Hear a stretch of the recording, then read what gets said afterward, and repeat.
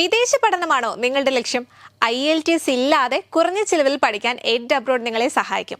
കൂടുതൽ വിവരങ്ങൾക്ക് ഡിസ്ക്രിപ്ഷനിലുള്ള ലിങ്കിൽ ക്ലിക്ക് ചെയ്യുക. ബാസിന്റെ അടുത്താണ് പറഞ്ഞത്. ബാസി പറഞ്ഞു അവർ രണ്ടുപേരുണ്ടായിരുന്നു. അത് എനിക്ക് വേണം അവരുടെ രീതിയാണ്. പക്ഷെ കയറി ചെന്ന വഴിക്ക് അവരുടെ ഭാഷയിൽ നിങ്ങളെ മെരിക്കാൻ കുറച്ച് പണിയാണെന്ന് അറിയാം, അതുകൊണ്ട് ഞങ്ങൾ രണ്ടുപേരും വന്നിട്ടുണ്ട്. തുടക്കത്തിൽ തന്നെ നമുക്കൊരു സാധനം വന്നാൽ പിന്നെ അത് അങ്ങനെയാണ് തുടങ്ങിയത്. ആ തുടക്കം ശരിയായിരുന്നില്ല. പിന്നെ അവർ പറഞ്ഞു ബാസി അവിടെ ഓഫീസിൽ അപ്പം തന്നെ വന്ന് അവരോട് മാപ്പ് പറയണമെന്ന് പറഞ്ഞു. ബാസിനെ വിളിച്ച് വലിച്ചു കൊണ്ടുവന്നിരുന്നു നീ ഇവിടെ മാപ്പ് പറയുന്ന ഒരു അവസ്ഥ. ഞാൻ അവന്റെ അച്ഛനൊന്നല്ല. പിന്നെയാണ് ഞാൻ ഇവരുടെ ഇന്റർവ്യൂസ് ഒക്കെ തപ്പിപ്പോയപ്പോൾ സത്യം പറഞ്ഞാൽ എല്ലാവർക്കും ബുദ്ധിമുട്ടുകൾ ഉണ്ടാക്കുന്ന ചോദ്യങ്ങൾ ഉണ്ടായിട്ടുണ്ട്. ചിലവർ അത് ഭയങ്കര രീതിയിൽ വിട്ടുകളയുകയും അത് പക്വതയോടുകൂടെ ഡീൽ ചെയ്യുകയും ഇതിനെക്കുറിച്ച് ഒന്നും അറിയാണ്ട് നമ്മൾ ഫണ്ണ് എന്നൊക്കെ പറഞ്ഞത് വേറെ വഴിക്ക് പോയിട്ട് ഭയങ്കര വേറെ രീതിയിൽ അത് സിനിമയെ ബാധിച്ചുകൊണ്ടിരിക്കുകയാണ്.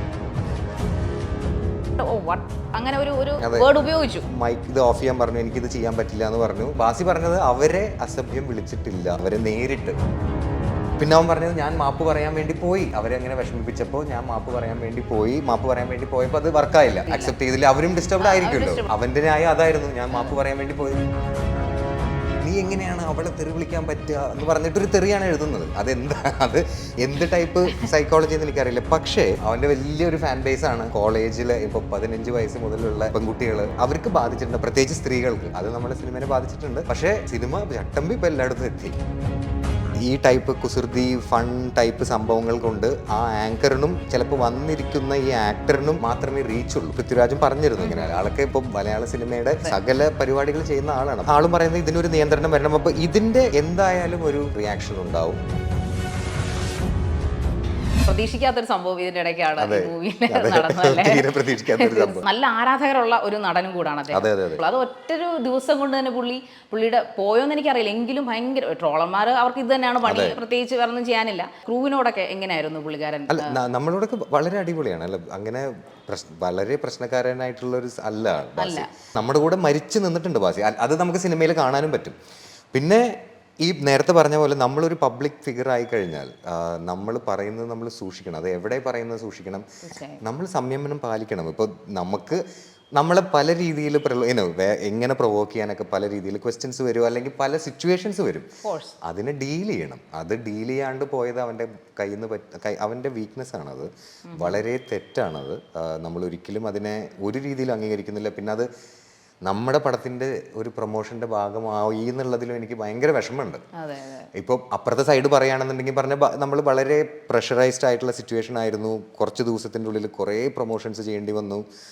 അതിനോടുണ്ടാവുന്ന പ്രഷർ കാരണം ഉണ്ടായതെന്നൊക്കെ നമുക്ക് ന്യായീകരിക്കാം. പക്ഷേ അത് ഒരിക്കലും നടക്കാൻ പാടാത്തതായിരുന്നു. അവനത് ഡീൽ ചെയ്യേണ്ടതായിരുന്നു. ഇപ്പം വീണ്ടും ഞാൻ അവനെ ന്യായീകരിക്കാൻ നോക്കുകയാണെന്നുണ്ടെങ്കിൽ ഒരിക്കലും അല്ല. പക്ഷേ 25 ഇന്റർവ്യൂസ് ചെയ്തു ആള്. അപ്പൊ അതില് എല്ലാം ഭയങ്കര രസമുള്ള ഇന്റർവ്യൂസ് ഒക്കെ തന്നെയായിരുന്നു. അതിൽ 2 എണ്ണമാണ് ഇങ്ങനെ പറ്റിപ്പോയത്. അപ്പൊ അത് ശരിയാണെന്ന് ഞാൻ പറയുന്നില്ല, പക്ഷെ നല്ല ഇന്റർവ്യൂസും ആൾ കൊടുത്തിട്ടുണ്ടായിരുന്നു.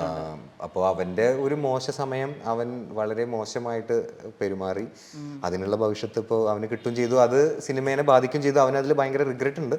അവന് ഏറ്റവും നല്ല റോള് കിട്ടിയ, അവന് വേറൊരു ലെവലിലേക്ക് പോകാൻ പറ്റാമായിരുന്ന ഒരു സംഭവം ഭയങ്കരമായിട്ട് അടിച്ചമർത്തപ്പെട്ടു എന്നുള്ളതാണ്. അത് എനിക്ക് വളരെ ഖേദകരമാണ് ഈ സംഭവം നടന്നത്. അത് അവൻ ആ ചെയ്തതിൽ എനിക്ക് ഒരു യോജിപ്പുമില്ല. അത് ഞാൻ അവനോട് വളരെ കർശനം, അതായത് ഭയങ്കര സീരിയസ് ആയിട്ട് തന്നെ ഞാൻ അവനോട് സംസാരിക്കും. അതിലവന് വളരെ വിഷമമുണ്ട്. ഇപ്പം പിന്നെ തെറ്റും പിന്നെ ഒരാൾ മാപ്പ് പറയുകയും ചെയ്യുന്ന പറഞ്ഞാൽ ആൾക്കത് മനസ്സിലായി എന്നുള്ളതാണ്. അപ്പോൾ ഇനിയും അവനൊരു പുതിയ തുടക്കം എന്ന് ഞാൻ ഉദ്ദേശിക്കുന്നു. ഇന്ന് രാവിലെയും ഞാൻ അവനെ വിളിച്ച് സംസാരിച്ചായിരുന്നു. അപ്പോൾ പറഞ്ഞു ഇങ്ങനെ ഇതൊരു പുതിയ തുടക്കമായിട്ട് നീ നോക്കണം, എങ്ങനെയെങ്കിലും ഇതൊന്നൊന്ന് പുറത്തേക്ക് വരാൻ നോക്കണം. എന്തായാലും അവനെ പോലത്തെ ഒരു ആളിപ്പോൾ ഇല്ല സിനിമയിൽ. ഇപ്പോൾ ഈ പറഞ്ഞ മാതിരി പാട്ട് പാടാനും ഡാൻസ് കളിക്കാനും അല്ലെങ്കിൽ എന്തെങ്കിലും ഇൻസ്ട്രുമെന്റ്സ് വായിക്കാനും അവനെ പോലെ അഭിനയിക്കാനും ഇപ്പോൾ അധികം ഇല്ല അവൻ്റെ പ്രായത്തിലുള്ള ആൾക്കാർ. അപ്പോൾ അവൻ ഇനിയൊന്ന് നന്നായി സൂക്ഷിച്ചാൽ എന്തായാലും ഈ പോയ ആൾക്കാരൊക്കെ തിരിച്ച് കിട്ടുമെന്ന് എനിക്ക് തോന്നുന്നു. സാർ തന്നെ സമ്മതിച്ചു, കാരണം മോശമാണ് ആ വാക്കുകൾ ഉപയോഗിച്ച് തീർച്ചയായിട്ടും തെറ്റായിപ്പോയി.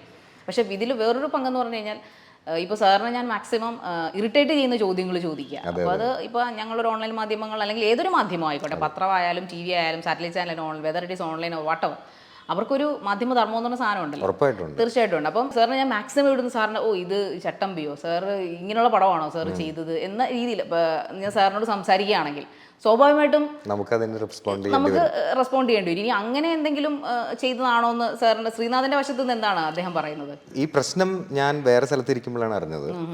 എൻ്റെ PR വിളിച്ച് പറയായിരുന്നു. ഞാൻ ലിസ്റ്റിൻ്റെ ഓഫീസിലായിരുന്നു. ഞാനും നമ്മുടെ DOP ഒക്കെ അവിടെ ഇരിക്കുമ്പോഴാണ് ഇത് അറിഞ്ഞത്. അപ്പോൾ ഇത് അറിഞ്ഞ സ്ഥിതിക്ക് ഇപ്പോൾ ഇങ്ങനെ ഒരു സംഭവം ഉണ്ടായി, ഇങ്ങനെ ഒരു പെൺകുട്ടി എന്തോ ചീത്ത വിളിച്ചു എന്നൊക്കെ പറഞ്ഞപ്പോൾ നമുക്കത് അത് പാടില്ലല്ലോ. അപ്പോൾ അത് സത്യമായിട്ടുണ്ടോ ഉണ്ടായോ ഇല്ലേ എന്നുള്ളത് അറിയിക്കുന്നതിന് മുമ്പ് ഞാൻ നേരെ ഇവരുടെ അടുത്തേക്ക് പോയി.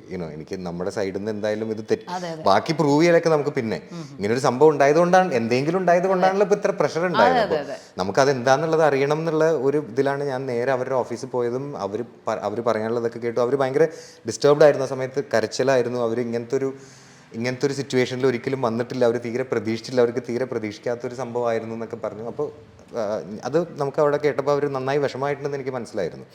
അപ്പോൾ ഞാനും നമ്മുടെ PR സതീഷും എല്ലാവരും ഉണ്ടായിരുന്നു. ഞങ്ങൾ പോയി നമ്മുടെ DOP ഉണ്ടായിരുന്നു. ഞങ്ങൾ നമ്മുടെ ഭാഗത്തുനിന്ന് ഒരു മാപ്പ് ചോദിച്ചു. അതാണ് നമുക്ക് ചെയ്യാൻ പറ്റാവുന്ന ഏറ്റവും മിനിമം. നാക്കിന്ന് കയ്യിന്ന് പോയി കഴിഞ്ഞാൽ പിന്നെ നമുക്കൊന്നും ചെയ്യാൻ പറ്റില്ല. എറിയുന്ന കല്ലും പോകുന്ന വാക്കും രണ്ടും നമുക്ക് തിരിച്ചെടുക്കാൻ പറ്റില്ല. പിന്നെ പകരം നമുക്ക് ചെയ്യാവുന്ന അതിന്റെ റെമഡി മാത്രമാണ്. അതെ. അപ്പം നമ്മൾ ആദ്യം പോയി മാപ്പ് പറഞ്ഞു. പിന്നെ അവർ പറഞ്ഞു ബാസി അവിടെ ഓഫീസിൽ അപ്പം തന്നെ വന്ന് അവരോട് മാപ്പ് പറയണമെന്ന് പറഞ്ഞു. അപ്പോൾ അതിൽ എനിക്ക് എന്തോരം കൺട്രോൾ ഉണ്ടെന്ന് എനിക്കറിയില്ല. ഇത് ഒന്നാമത് നമ്മൾ അവിടെ ഇല്ലാത്തപ്പോൾ നടന്നൊരു സംഭവമാണ്. അതിലെന്താ നടന്നതെന്ന് എനിക്കറിയില്ല. അപ്പോൾ ബാസിനെ വിളിച്ച് വലിച്ചു കൊണ്ടുവന്നിട്ട് നീ ഇവിടെ മാപ്പ് പറയുന്ന ഒരു അവസ്ഥ. ഞാൻ അവൻ്റെ അച്ഛനൊന്നല്ലല്ലോ. അപ്പോൾ ഞാൻ നമ്മളോട് പോയി പറഞ്ഞു. അപ്പോൾ അവിടെ എത്തിയപ്പോൾ അവിടുന്ന് കേട്ടത് വേറെ തന്നെയാണ്. അപ്പോൾ അവിടുന്ന് എല്ലാ കഥകൾക്കും രണ്ട് വശങ്ങളുണ്ട്. അപ്പോൾ ഞാൻ അവിടെ സംഭവം നടക്കുള്ളൂ. അപ്പോൾ ഞാൻ അവിടെ ഉണ്ടായിരുന്നില്ല. അപ്പം രണ്ടുപേരും പറയുന്നത് എനിക്ക് കേൾക്കാൻ പറ്റുള്ളൂ. അപ്പോൾ അവിടെ പോയപ്പോൾ വേറെ തന്നെ ഒരു അവസ്ഥയായിരുന്നു. അവർ പറഞ്ഞു അങ്ങനെയൊന്നല്ല, ഇത് അത്രയ്ക്കുള്ള പ്രശ്നങ്ങൾ ഉണ്ടായിട്ടില്ല, കുറച്ച് ഭയങ്കര പിന്നെ ഇവൻ മാപ്പ് പറയാൻ ചെന്നപ്പോൾ അവർ അപ്പോഴും ഡിസ്റ്റർബ്ഡ് ആയിരുന്നു. അപ്പോൾ അത് വർക്കൗട്ട് ആയില്ല എന്നൊക്കെ പറഞ്ഞു. അപ്പോൾ പിന്നെ അത് കഴിഞ്ഞാൽ പിന്നെ ഇത് സിനിമ റിലീസ് ചെയ്യണതിൻ്റെ തലേദിവസമാണ് ഇത് നടക്കുന്നത്. അപ്പോൾ പലതും ചെയ്യാനുണ്ടെന്ന്. അപ്പോൾ ഇതിൻ്റെ പിന്നിലേക്ക് പിന്നെ അതിൻ്റെ പിന്നിലായിട്ട് പോകാൻ എനിക്ക് ഫിസിക്കലി പറ്റില്ലായിരുന്നു. അപ്പോൾ എനിക്ക് ബാസിനോട് ഞാൻ സീരിയസ് ആയിട്ട് പറഞ്ഞു. ബാസിക്കും പിറ്റേ ദിവസം ഇൻ്റർവ്യൂസ് ആണ്, നമുക്ക് പടം എങ്ങനെയെങ്കിലും രക്ഷപ്പെടുത്തണം എന്നുള്ളതാണ്. അപ്പോൾ ആ ഒരു പ്രയോറിറ്റി ആയിരുന്നു നമുക്ക്. കാരണം ഇവരോട് നമ്മൾ ഇങ്ങനൊരു തെറ്റ് പറ്റിപ്പോയി, നമ്മൾ അതിനോടൊരു മാപ്പ് പറയുന്നു. അത് കഴിഞ്ഞിട്ട് നമുക്ക് എന്താ ചെയ്യാൻ പറ്റുക എന്നുള്ളത് നമുക്ക് നോക്കാം. എനിക്ക് ഇമ്മീഡിയറ്റ് ആയിട്ട് അതിൻ്റെ പിന്നിൽ പോകാൻ പറ്റില്ല. നമുക്ക് ആർക്കും, ബാസി അടക്കമുള്ള ആൾക്കാർക്കും പോകാൻ പറ്റാത്തൊരവസ്ഥയായിരുന്നു. അത് ന്യായീകരിക്കുകയല്ല, പക്ഷെ അതായിരുന്നു സത്യാവസ്ഥ. അപ്പോൾ പിന്നെ ഞാൻ എൻ്റേതായിട്ടുള്ള പരിപാടികൾക്ക് പോയി. എന്ന് വെച്ചാൽ നമ്മൾ തന്നെയാണ് നമ്മൾ പ്രൊഡ്യൂസ് ചെയ്യുന്ന പടമാണ്. അപ്പോൾ നമുക്ക് വേറെ ആൾക്കാരൊന്നുമില്ല, നമ്മൾ തന്നെ ഇത് ഓടി നടന്ന് ചെയ്യണം. നമ്മൾ ഏത് തിയേറ്റർ ഫിക്സ് ചെയ്യണം, അതിൻ്റെ ഇടയ്ക്ക് പല പ്രശ്നങ്ങളാണ്. ആ തിയേറ്റർ ഈ തിയേറ്റർ എന്നൊക്കെ പറഞ്ഞാൽ നമ്മൾ തന്നെ ഡീൽ ചെയ്യേണ്ട ഒരു സംഭവമാണല്ലോ. അങ്ങനെ അത് പോകും. പടത്തിൻ്റെ തലേദിവസമാണ് അവർ ഈ കേസ് അതിലേക്ക് പോയി. അവർ കേസ് കൊടുക്കുന്നൊക്കെ പറഞ്ഞിരുന്നു. നമ്മൾ പെട്ടെന്ന് ഇമോഷണലി കേൾക്കുമ്പോഴത്തേക്ക് ആ മനുഷ്യൻ ചെയ്ത് ശരിയല്ലല്ലോ, അയാൾ എന്താ കാണിച്ചത്. പക്ഷെ അദ്ദേഹത്തെ കുറിച്ച് സാറ് പറയുന്ന പോലെ അദ്ദേഹത്തിന്റെ ഭാഷയും കൂടെ കേൾക്കേണ്ട ഒരു ബാധ്യത നമുക്കുണ്ടല്ലോ. അതെ, ആള് അന്നൊക്കെ പറഞ്ഞത് അങ്ങനായിരുന്നു. അപ്പൊ ഞാൻ ചെന്നപ്പോൾ ചോദിച്ചു എന്ത് പറ്റിപ്പോയിടാ നിനക്ക്. അപ്പൊ എന്താണ് പറ്റിയത് ഇതാണ്. ഒരു ഇന്റർവ്യൂ ആയിരുന്നു ഇതിന് തൊട്ട് മുമ്പത്തെ. അതും ഒരു ലേഡി തന്നെയായിരുന്നു. അവര് വളരെ ബ്യൂട്ടിഫുൾ ആയിട്ടുള്ള ഒരു ഇന്റർവ്യൂ ആയിരുന്നു. ഇവര് ഭയങ്കര രസമുള്ള ഒരു ഇന്റർവ്യൂ കഴിഞ്ഞിട്ട് നേരെ കയറി ചെന്നത് ഈ ഒരു ഇന്റർവ്യൂവിലേക്കായിരുന്നു. അപ്പം ഞാൻ ആതിരേനെയാണ് ഏൽപ്പിച്ചിരുന്നത്. എനിക്കും ചെയ്യുന്നുണ്ടെന്ന് അറിയണ്ടായിരുന്നില്ല. ഞാൻ ഒന്നാമത് ഓൺലൈൻ അത്ര സജീവമല്ല, എനിക്ക് സോഷ്യൽ മീഡിയ ഇല്ല. അപ്പോൾ എനിക്ക് വല്ലാണ്ട് അറിയില്ല അത്. അപ്പോൾ നമ്മൾ പിന്നെ എനിക്കിതിലേക്ക് തലയിടാനുള്ള ഒരു ഇല്ല, എൻ്റെ സമയമില്ല. ഇതിപ്പോൾ ഒരാളെ ഏൽപ്പിച്ചിരിക്കുകയാണ്, PR ഏൽപ്പിച്ച് അവരാ പണി ചെയ്യണം.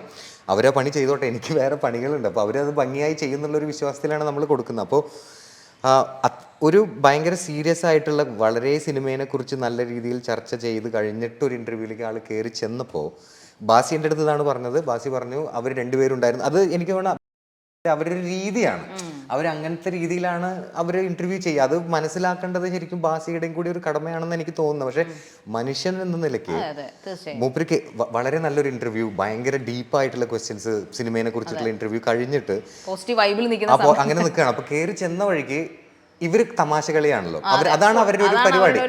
അതുകൊണ്ട് തന്നെയാണ് അവർക്ക് അത്രയും റീച്ച് കിട്ടുന്നത്. അത് ഇവൻ മനസ്സിലാക്കണം.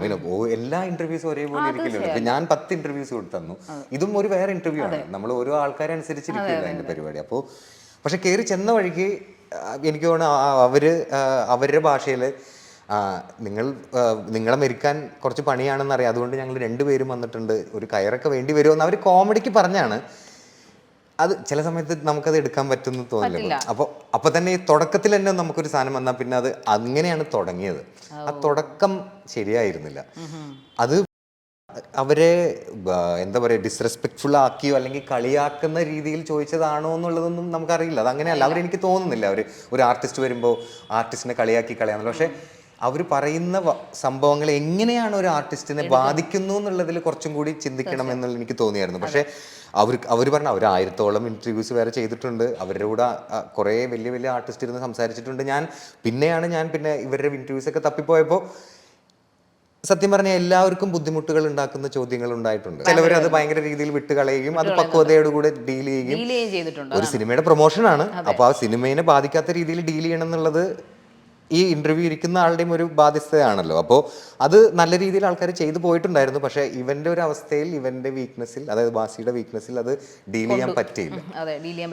അപ്പോൾ പിന്നെ എനിക്ക് പിന്നെ പറഞ്ഞത് മൈക്ക് ഇത് ഓഫ് ചെയ്യാൻ പറഞ്ഞു, എനിക്കിത് ചെയ്യാൻ പറ്റില്ല എന്ന് പറഞ്ഞു. പിന്നെ ആളവിടുന്ന് എണീറ്റ് പോയപ്പോൾ അതിൻ്റെ ഇടയ്ക്ക് എന്തൊക്കെയോ പറഞ്ഞു. ബാസി പറഞ്ഞത് അവരെ അസഭ്യം വിളിച്ചിട്ടില്ല, അതായത് അങ്ങനെയാണ് എൻ്റെ അടുത്ത് പറഞ്ഞത്. അവരെ നേരിട്ട് അങ്ങനെ പറഞ്ഞിട്ടില്ല, പക്ഷെ വാക്കുകൾ ഉപയോഗിച്ചു. ഇവരെല്ലാവരും നിൽക്കുന്ന സദസ്സിൽ വാക്കുകൾ ഉപയോഗിച്ചു. അപ്പോൾ ഒരു സ്ത്രീ ഒരു പ്രൊഫഷണൽ ആയിട്ടുള്ള ഒരു സ്ഥലത്ത് നമ്മുടെ പടത്തിനെ പ്രൊമോട്ട് ചെയ്യാൻ വേണ്ടി വരുന്ന സമയത്ത് നമ്മൾ അവരെ നോക്കി വിളിച്ചില്ല എന്ന് പറയുന്നത് അതായത് അതൊരു എക്സ്ക്യൂസ് അല്ല. ഇപ്പം ഞാനിവിടെ ഇപ്പോൾ എല്ലാവരും ഇങ്ങനെ ഇരിക്കുന്ന സമയത്ത് ഞാനൊരു നിങ്ങളെ അല്ലാണ്ട് ഇപ്പം ഞാനിവിടെ ഒരു തെറി വിളിച്ചു എന്ന് പറഞ്ഞാൽ തെറ്റാണ്.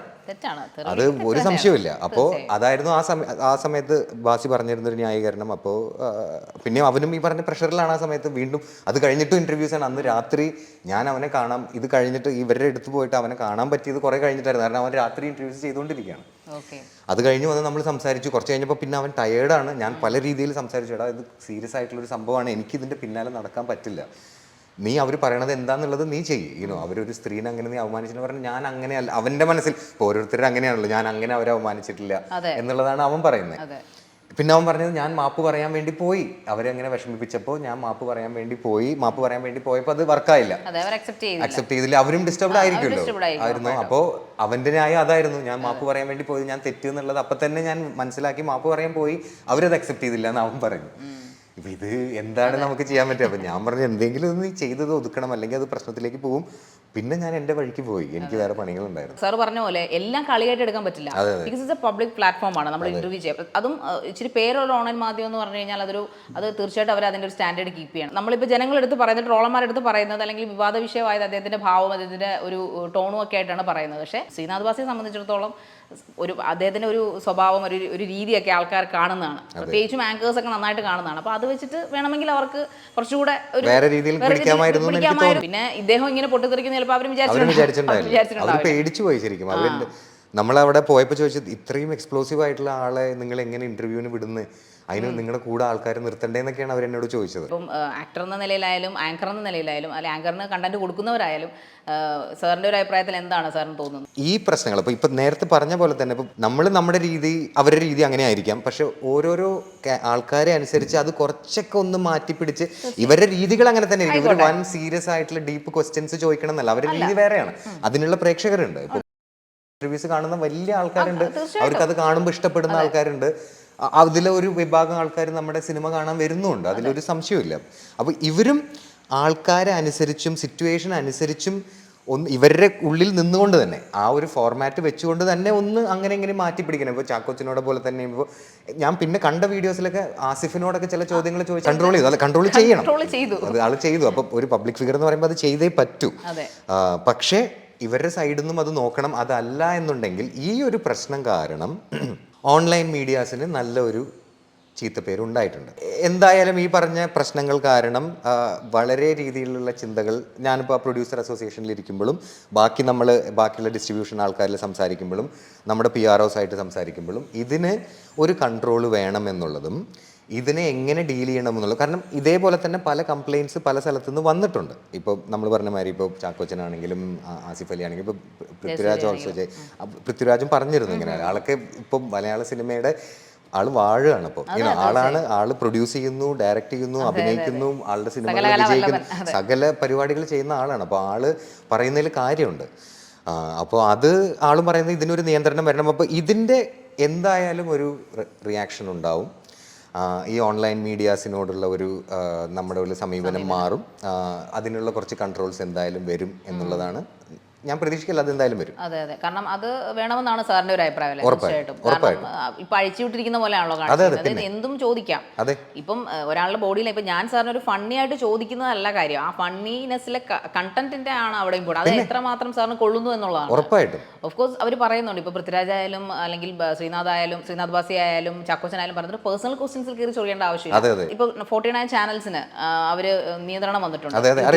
അപ്പൊ എന്റർടൈൻമെന്റ് ചാനൽസിനും അങ്ങനെ ഒരു നിയന്ത്രണങ്ങൾ വരുന്നത് നല്ലതായിരിക്കുമെന്ന് സാറിന് തോന്നുന്നു. ഉറപ്പായിട്ടും അതൊരു കൺട്രോൾ എന്തായാലും വേണം. പിന്നെ ഈ ഒരു മാധ്യമധർമ്മം വേണം. നമ്മളൊരു അത് എങ്ങനെയാണെങ്കിലും അത് പാലിച്ചേ പറ്റൂ. നമുക്കിപ്പോൾ നമ്മളത് ജേർണലിസം പഠിച്ചു വരണമെന്നല്ല ഞാൻ പറയണത്. പക്ഷേ എന്തൊക്കെ പറയാം, ഇനിയിപ്പോൾ എന്ത് നടന്നത് എന്തൊക്കെ പുറത്തേക്ക് വിടാം എന്നുള്ളതിലും അപ്പോൾ എനിക്ക് പറയാൻ പോയ പല കഥകളുണ്ട്. പക്ഷേ അത് പാലിക്കണം എന്നുള്ളതാണ് എൻ്റെ ഒരു സംഭവം. അതിനൊരു കൺട്രോൾ വരണം. അല്ലാന്നുണ്ടെങ്കിൽ നമുക്ക് ഇപ്പോൾ ഇന്നലെ പ്രൊഡ്യൂസർ അസോസിയേഷനിൽ എല്ലാവരും സംസാരിക്കുമ്പോഴും പറഞ്ഞത് ശരിക്കും ഇങ്ങനത്തെ അങ്ങനത്തെ ഈ ടൈപ്പ് കുസൃതി ഫൺ ടൈപ്പ് സംഭവങ്ങൾ കൊണ്ട് ആ ആങ്കറിനും ചിലപ്പോൾ വന്നിരിക്കുന്ന ഈ ആക്ടറിനും മാത്രമേ റീച്ചുള്ളൂ. അത് സിനിമേനെ വല്ലാണ്ട് നന്നാക്കുന്നില്ല. സിനിമയ്ക്കൊരു ഗുണം വല്ലാണ്ടില്ല. അത് ക്വാണ്ടിഫൈ ചെയ്യാൻ പറ്റില്ല. അപ്പോൾ അതിനെയും അതാണ് പറയുന്നത്, കറക്റ്റ് രീതിയിലുള്ള ഒരു നിയന്ത്രണം എന്തായാലും വരും. അത് ഉറപ്പാണ്. സാറിന് ഇപ്പം ചിലപ്പോൾ ചില ഇന്റർവ്യൂസ് കാണുമ്പോൾ നമ്മൾ സിനിമയിലേക്ക് റോങ് ആയിട്ട് കൊണ്ടുപോകുന്നു എന്ന് തോന്നുന്നില്ലേ? പിന്നെ ഉറപ്പായിട്ടും. അതായത് ഇതിനെക്കുറിച്ച് ഒന്നും അറിയാണ്ട് നമ്മൾ ഫണ്ണ് എന്നൊക്കെ പറഞ്ഞത് വേറെ വഴിക്ക് പോയിട്ട് ഭയങ്കര വേറെ രീതിയിൽ അത് സിനിമയെ ബാധിച്ചുകൊണ്ടിരിക്കുകയാണ്. അങ്ങനെ ഒരു വേർഡ് ഉപയോഗിച്ചു പുള്ളിക്കാരൻ, അതാണ് കാണിക്കുന്നത്. ബാസി അത് പറയുന്നില്ല, ഞാൻ അങ്ങനെ ഒരു സ്ത്രീനെ ചെയ്തിട്ടില്ല എന്ന് തന്നെയാണ് ബാസി പറയുന്നത്. അതെ. പിന്നെ അവിടെ ഉള്ള ഒരു ആണിനോടൊക്കെ തെറി ആള് പറഞ്ഞിട്ടുണ്ട്. തെറി അത് സ്ത്രീനെ അങ്ങനെ ചൂണ്ടിക്കാട്ടി അങ്ങനെ പറഞ്ഞിട്ടില്ല എന്നുള്ളതാണ്. ഇത്രയും വിവാദങ്ങൾ കൊടുമ്പിരിക്കൊണ്ട് നിൽക്കുകയാണ് ഇപ്പോ. അപ്പൊ ഇത് നമ്മുടെ സിനിമയുടെ പ്രൊമോഷനെ എന്തെങ്കിലും തരത്തിൽ ഹെൽപ്പ് ചെയ്തിട്ടുണ്ടോ? അതോ അല്ല, ഇത് every publicity is good publicity എന്നാണ് പറയുന്നത്. ഇപ്പം ചട്ടമ്പി എന്ന് പറഞ്ഞ സിനിമ കേൾക്കാത്ത ആളില്ല. നമ്മൾ കോടികൾ ചിലവാക്കി അത് നടക്കില്ല. ഇപ്പം പക്ഷെ ഒരു ജനറൽ വിവാദമാണെന്നുണ്ടെങ്കിൽ നമുക്കിത് അനുകൂലമായിട്ട് വന്നേനെ. പക്ഷെ ഇതിൽ മെയിൻ ആയിട്ടുള്ള ഒരാളെ ആൾക്കാർ ഇഷ്ടപ്പെടാണ്ടായത് നമുക്ക് ബാധിച്ചിട്ടുണ്ട്. പക്ഷെ ചട്ടമ്പി എന്നിപ്പോൾ എല്ലാവർക്കും അറിയാം. ഇപ്പോൾ എനിക്ക് ഇതുകൊണ്ടുള്ള ഗുണം എനിക്ക് തോന്നുന്നത്, ഇപ്പോൾ OTT ഒക്കെ എടുക്കുമ്പോൾ ഇതെന്തായാലും ഒരു ഹൈപ്പുള്ള പടമാണ്. നമ്മൾ ഉടനടി ഇപ്പോൾ OTT വരികയാണെന്നുണ്ടെങ്കിൽ എല്ലാവരും പോയി ക്ലിക്ക് ചെയ്യും. അപ്പോൾ ചിലപ്പോൾ അതുകൊണ്ടൊരു ഗുണം ഉണ്ടാവുന്നത്. പക്ഷേ തിയേറ്ററിൽ ഇപ്പോൾ ഈ പറഞ്ഞ മാതിരി ബാധിച്ചിട്ടുണ്ട്. ഇപ്പോൾ തിയേറ്ററിൽ ഇത് പോയി ഈ പടം കാണരുത്, ഈ മറ്റവൻ്റെ പടം കാണരുത് എന്നൊക്കെ പറഞ്ഞ ആൾക്കാർ കമൻറ്റ് എഴുതുന്നു. ആ കമൻറ്റ് എഴുതുന്ന ആള് ഒരിക്കലും സിനിമ കാണാൻ വരുന്നില്ല. ആള് സിനിമ കാണാൻ തീരുമാനിച്ചിട്ടുമില്ല. ആള് കമൻറ്റ് എഴുതുന്ന ആളാണ്. പക്ഷേ ഒന്നാമത് അങ്ങനത്തെ കമന്റ് എഴുതുന്ന ആൾക്കാർക്കുള്ള സിനിമയും അല്ല ഇത്. അത് ഒരാളുടെ ഇതിൽ പോയിട്ട് അത് ആള് പറയുന്നതും നീ എങ്ങനെയാണ് അവളെ തെറി വിളിക്കാൻ പറ്റുക എന്ന് പറഞ്ഞിട്ടൊരു തെറിയാണ് എഴുതുന്നത്. അത് എന്ത് ടൈപ്പ് സൈക്കോളജി എന്ന് എനിക്കറിയില്ല. പക്ഷേ ഈ കമന്റ് കാണുന്ന സിനിമ ഒന്ന് കണ്ടേക്കാം എന്ന് തോന്നുന്ന ആൾക്കാർ, ഈ കമന്റ് കാണുന്ന ആൾക്കാർ ഇത് ഇൻഫ്ലുവൻസ് ചെയ്തിട്ടുണ്ട്. ഇനിയിപ്പോൾ പൈസ കൊടുത്തിട്ടൊന്നും എൻ്റെ അടുത്തേക്ക് പോകണ്ട, അല്ല, ആൾക്കാർക്ക് വിഷമായിട്ടുണ്ട്. അപ്പോൾ അത് നമ്മളെ ബാധിച്ചിട്ടുണ്ട്. അത് മാത്രമല്ല, ഞാൻ ഏറ്റവും കൂടുതൽ നമ്മൾ പ്രൊമോട്ട് ചെയ്തത് ഈ യൂത്തിലേക്കും നമ്മൾ ഓൺലൈൻ പരിപാടിയിലേക്കാണ്. നമ്മൾ പുറത്ത് അങ്ങനെ അധികമൊന്നും ചെയ്തിട്ടില്ല. ഞാനിപ്പോൾ ബാസിനെ കൊണ്ടുപോയത് ഈ കുറേ കോളേജസിലേക്കാണ്. അപ്പോൾ അവൻ്റെ പ്രേക്ഷകരുള്ള സ്ഥലത്ത് അപ്പോൾ അവർക്ക് ഭയങ്കരമായിട്ട് വിഷമമായിട്ടുണ്ട്. പ്രത്യേകിച്ച് സ്ത്രീകൾക്ക്. അവൻ്റെ വലിയൊരു ഫാൻ ബേസാണ് ആ കോളേജിലെ. ഇപ്പോൾ 15 വയസ്സ് മുതലുള്ള പെൺകുട്ടികൾ, അവർക്ക് ബാധിച്ചിട്ടുണ്ട്. അപ്പോൾ അവർ കാണാൻ വന്നേനെ, അവർ പക്ഷെ വന്നിട്ടില്ല. അത് നമ്മളെ സിനിമയെ ബാധിച്ചിട്ടുണ്ട്. പക്ഷേ സിനിമ ചട്ടമ്പി ഇപ്പൊ എല്ലായിടത്തും എത്തി. ചട്ടമ്പി എന്ന് പറഞ്ഞപ്പോ ചട്ടമ്പി ഇപ്പൊ ഞാൻ പേര് എല്ലായിടത്തും എത്തി. അത് ഇനിയിപ്പോ അനുകൂലമായിട്ട് എന്തെങ്കിലും വന്നെങ്കിൽ നല്ലത്. അപ്പോൾ സാധാരണ ഇങ്ങനെയുള്ള കോൺട്രവേഴ്സി ഒക്കെ ഉണ്ടാകുമ്പോൾ, ഇപ്പോൾ ഫോർ എക്സാമ്പിൾ ഞാൻ ഏറ്റവും അടുത്ത കോൺട്രവേഴ്സി എന്ന് പറയാൻ പറ്റില്ല, ഈ ഇദ്ദേഹത്തിന്റെ പാട്ട്, നമ്മുടെ ചാക്കോച്ചൻ സിനിമയുടെ പാട്ട്, പിന്നെ ഈ പറഞ്ഞ പോലെ അവരുടെ ക്യാപ്ഷൻ, ഇതൊക്കെ കണ്ടിട്ട് സിനിമ കാണാനാണ് ആൾക്കാർ ഇടിച്ചു കയറി. അപ്പൊ അതുപോലെ എന്തെങ്കിലും നിങ്ങൾക്ക് ഗുണം ചെയ്തോ എന്നറിയാൻ? അത് ഉണ്ടായിട്ടില്ല. ഇനിയിപ്പോ നോക്കണം. അപ്പൊ ഇന്നലെയൊക്കെ കളക്ഷൻ ഉണ്ട്. ഇപ്പൊ ഒന്നാമത് തിയേറ്ററിൽ ആള് കുറവാണ്. ഈ ഓണം കഴിഞ്ഞിട്ടുള്ള ഒരു സമയമൊക്കെ ആയതുകൊണ്ട് ഇനിയിപ്പോ പൂജയ്ക്കും കൂടി കുറച്ചൊന്ന് തള്ളി നീക്കാൻ പറ്റുമോ എന്ന് നോക്കുന്നു. പക്ഷെ കുറെ പടങ്ങൾ വരികയാണ്, വലിയ പടങ്ങൾ വരികയാണ്. ഇപ്പോൾ പൊന്നിയൻ സെൽവൻ, മൂസ, സെപ്റ്റംബർ 30 അടുത്ത നാളെ മുതൽ വലിയ പടങ്ങളാണ് വരുന്നത്. അപ്പോൾ വിക്രമേതയുടെ ഹിന്ദിയൊക്കെ വരുന്നുണ്ട്. പിന്നെ ധനുഷിൻ്റെ ഒരു പടം വരുന്നുണ്ട്. അപ്പോൾ നമുക്ക് എന്തായാലും തിയേറ്ററിൽ സെൻറ്ററുകൾ കുറയുന്നതാണ് എനിക്ക് തോന്നുന്നത്. പക്ഷേ നമ്മൾ എങ്ങനെ പിടിച്ചു നിൽക്കാൻ പറ്റുമെന്ന് നോക്കുന്നുണ്ട്. പക്ഷേ കാണുന്ന ആൾക്കാർക്ക് ഇപ്പോഴും ഒരു 30% 40% ഓക്യുപ്പൻസിയിൽ എല്ലാ തിയേറ്ററിലും ഇപ്പോൾ പോയിക്കൊണ്ടിരിക്കുന്നുണ്ട്. ഇനി വേർഡ് ഓഫ് മൗത്ത് പോയിട്ട് ആൾക്കാർ എങ്ങനെ പറയുമെന്ന് നോക്കാം നമുക്ക്. ഈ നമ്മൾ സാർ ചിന്തിക്കുന്നുണ്ട് ഇപ്പോൾ ഈ ഓൺലൈൻ മാധ്യമ പ്രവർത്തകർക്ക്, അതായത് പ്രത്യേകിച്ച് ആങ്കേഴ്സ് അങ്ങനെയുള്ള ആൾക്കാർക്ക് ഒരു നിയന്ത്രണം, പ്രത്യേകിച്ചും ഈ അവതാരികൾക്ക്, ഇപ്പോൾ ഇത് ഈ പറഞ്ഞ ലേഡി ആയാലും അല്ലെങ്കിൽ ഇനിയുള്ള ചാനൽസ്, ഇതുപോലുള്ള ചാനലുകൾക്ക് ഒരു നിയന്ത്രണം വേണം. അവരുടെ ഒരു ചോദിക്കുന്ന ചോദ്യത്തിന് നിയന്ത്രണം വേണമെന്ന് ഒരു നിയന്ത്രണം ഞാൻ ഉദ്ദേശിക്കുന്നത് ഒരു ടൈപ്പ് ഓഫ് ട്രെയിനിങ്ങോ അല്ലെങ്കിൽ എന്തെങ്കിലും ഒരു സംഭവം, അതായത് എങ്ങനെ ഇതിനെ ഡീൽ ചെയ്യണം. എല്ലാവരോടും എല്ലാം ചോദിക്കാൻ പറ്റില്ല. അപ്പോൾ അത് മനസ്സിലാക്കാനുള്ള ഒരു സംഭവം എന്തായാലും വേണം എന്നുള്ളതാണ്. കാരണം ഒരു സിനിമ എന്ന് പറയുന്നത് വലിയൊരു ഇൻവെസ്റ്റ്മെൻറ്റും വലിയ ഹാർഡ് വർക്കും ഉള്ള ഒരു സമയമാണ്. ഇപ്പോൾ നമുക്ക് ഒരു 3-4 കോടി രൂപ ഇല്ലാണ്ട് ഒരു സിനിമ ചെയ്യാൻ പറ്റില്ല. അപ്പോൾ അത്രയും കച്ചവടം, അത്രയും പ്രശ്നങ്ങൾ, അതായത് എന്താ പറയുക, അത്രയും സീരിയസ് ആയിട്ടുള്ള ഒരു സംഭവം നടക്കുന്നതിനിടയിൽ നമുക്ക് ഇതിനെ സീരിയസ് ആയിട്ട് തന്നെ കാണണം. ഫണ്ണൊക്കെ വേണം, ഫണ്ണ് അവരുടെ ടൈപ്പ് അതാണ്. പക്ഷേ ഇതൊരു കച്ചവടമാണെന്നുള്ളതും ഇതിൽ പല ആൾക്കാർ ഇൻവോൾവ് ആയതെന്നുള്ളതിൻ്റെ ഒരു സീരിയസ്നെസ് എല്ലാവർക്കും വേണമെന്നുള്ളതാണ്. അത് അങ്ങനെ നമ്മൾ സീരിയസ് ആയിട്ടൊരു സംഭവത്തിനെ നമ്മൾ എന്താ പറയുക അപ്രോച്ച് ചെയ്യുകയാണെന്നുണ്ടെങ്കിൽ അതിൻ്റെ ഗുണം അവർക്ക് തന്നെയായിരിക്കും. നമ്മൾ ഏതിനെയും കുറച്ച് ആഴത്തിൽ പഠിക്കുന്നത് നല്ലതാണ്. തീർച്ചയായും. അതുപോലെ ഈ ഓൺലൈൻ നമ്മൾ ഇൻ്റർവ്യൂസ് ഇപ്പോൾ സ്ഥിരം നമ്മൾ സിനിമകൾ റിലീസ് ചെയ്യുന്ന തൊട്ട് മുമ്പായിട്ട് PR വർക്ക് കൊടുക്കുക. ഒരുപാട് ചാനലുകളിൽ ഈ സിനിമാക്കാർ, അതായത് പിന്നെ എന്താണ് ആക്ടേഴ്സും ക്രൂസും ഒക്കെ ചെന്ന് അവരുടെ ഇൻ്റർവ്യൂ കൊടുക്കുന്നുണ്ട്. അവർക്കും ഒരു നിയന്ത്രണം അവരുടെ വേണം. അതെന്തായാലും അവർ പേഴ്സണലായിട്ട് പിടിക്കണം എന്നുള്ളതിൽ അതൊരു സംശയമില്ല. അത് ഇതേ പറഞ്ഞ പോലെ തന്നെ ഒരു പബ്ലിക് സ്ഥലമാണ്. വീണ്ടും അവരും ആലോചിക്കേണ്ടത് അവരുടെ തന്നെ സിനിമ പ്രൊമോട്ട് ചെയ്യാൻ വന്നിരിക്കുന്നതാണ്. അതിന് എന്തെന്നെ വികാരങ്ങളുണ്ടെങ്കിലും അതിന് സംയമനം പാലിച്ചേ പറ്റൂ.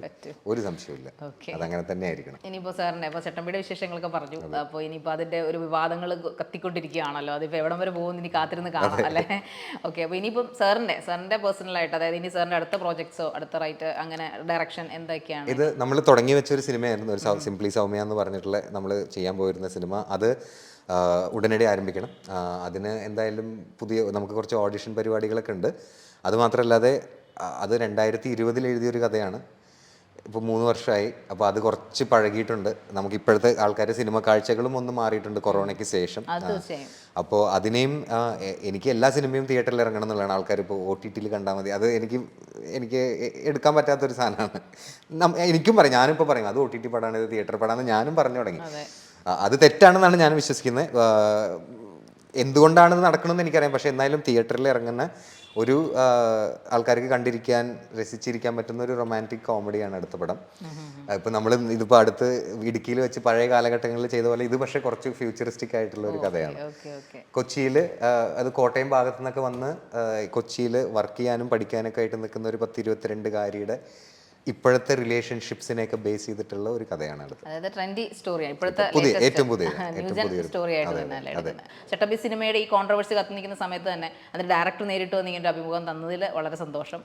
സാറിന്റെ എല്ലാ ഫ്യൂച്ചർ പ്രോജക്റ്റിനും ഒരുപാട് ബെസ്റ്റ് വിഷസ് നൽകുന്നു. വിദേശ പഠനമാണോ നിങ്ങളുടെ ലക്ഷ്യം? IELTS ഇല്ലാതെ കുറഞ്ഞ ചിലവിൽ പഠിക്കാൻ എഡ് അബ്രോഡ് നിങ്ങളെ സഹായിക്കും. കൂടുതൽ വിവരങ്ങൾക്ക് ഡിസ്ക്രിപ്ഷനിലുള്ള ലിങ്കിൽ ക്ലിക്ക് ചെയ്യുക.